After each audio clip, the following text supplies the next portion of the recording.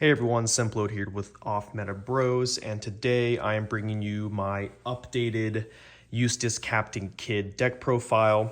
Just got home from locals, ended up getting top 8 with this deck. Had some good highs and some pretty bad lows when it came to the matches today.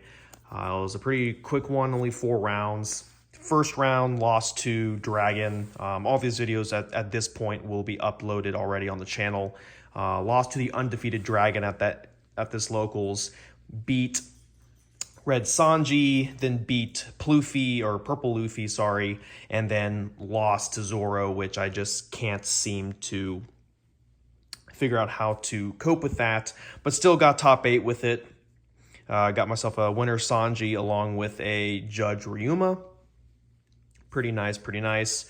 For those of you that might not know what this leader is all about, I got this really nice Atakai TCG custom alt here, but at the end of your turn, you may turn one card from the top of your life cards face up, set up to one of your supernova type characters with a cost of 3 to 8 as active as a blocker. So it's really nice to use it to help slow down your opponent. So I'll get right into it. So, of course, you do have to run 4 of the Supernova Searchers, the Monkey D. Luffy ones. So I got 4 of those. Pretty simple. 1-drop Searcher. Didn't really change that much from the previous build. I did go down to 2 of the Trigger Zoros and also the Rush ones. I do believe I was able to use this once today as the Rush, if I remember correctly. I did run, I believe, 4 of them in my previous build, but I think 2 is really all you need, whether you get it from your trigger or early game. Other than that, I really don't use it unless I need to trash it from like maybe a trigger from some other cards and let me draw to trash one. I'll trash this one instead, along with maybe if I need to use it for a 0 cost, but I'll keep it at 2. I run 4 of the Scratchman of Poos. This is a great card to use, especially against maybe some of the wider body board games you'll play, such as pretty much any red deck, maybe even Purple Luffy as well. Helps, just a neat, simple 1-cost blocker to get out there if you have another Supernova on the field. Also, it's a nice little 1K to have. Of course, running 4 of the Basil Hawkins, whatever you want to call it. Great option to throw down to set it as active as a blocker.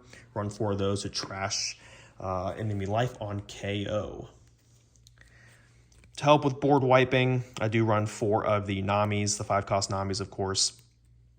Great card, don't really need to say much about it. You can trash a trigger card from your hand, and then you can KO a 5 or less, and then if you have 3 or less cards in your hand, you can draw 1. I did add back in 3 Gadatsus, mostly for the red decks you play, especially maybe Zoro. Unfortunately, the game I played tonight, which you guys should have already seen on the channel, I did not see this card once. So I don't believe I need to go up to 4. I think 3 is perfect. It was just an unlucky draw where I didn't really see any of my KO cards that I needed to against that game. So that's why that one was pretty rough. I went down to only 2 of the Nico Robins. Why? Because I only use it once per game, if that. And I ended up not really using it for the trigger as well whenever I saw it. And I think really I just needed 2 because, like I said before, I just don't think you'll use it more than once. But it is nice on curve to throw this down on your 6th dawn turn. This is my maybe card. I'm thinking about maybe switching it to something else. I don't know. It is just a nice 6-cost vanilla to have in the field. If you need to as a blocker, if you don't have anything else, like maybe if you don't have a Nico Robin to play. Or worst case, you could always play it off of the 7-cost Law to add it to the top of the life if you need to, because you do have to have a Supernova in order to use that ability. So move running along. Nice little segue into it. Do run 4 of the 7-cost Trafalgar Laws. It's a must in this deck. Go ahead and plop it down, add a card to the top of your life, or I'm sorry, Supernova rather, to the top of your life. Put Arrested Dawn on your leader, and it allows you to maybe use this as a blocker at the end of that turn. Sorry, my dog is drinking water in the background. I did go down to only 3 of the captain kids instead of 4, because at most I maybe only used 1 per game if I needed to, and you can see that at the games that I played tonight. I just don't think having 4 is needed. It just adds an extra break in your hand, and there's not enough turns for you to play more than 1, or even 2 rather. So I saw this plenty of times. I thought it was a very healthy amount, so I think 3 is a perfect number.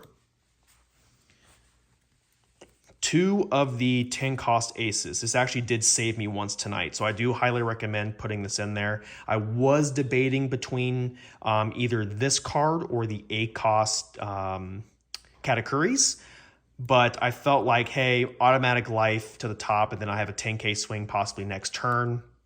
I thought this was a better option than the Katakuri. Moving into the 2Ks, I still do run 4 of the Satoris.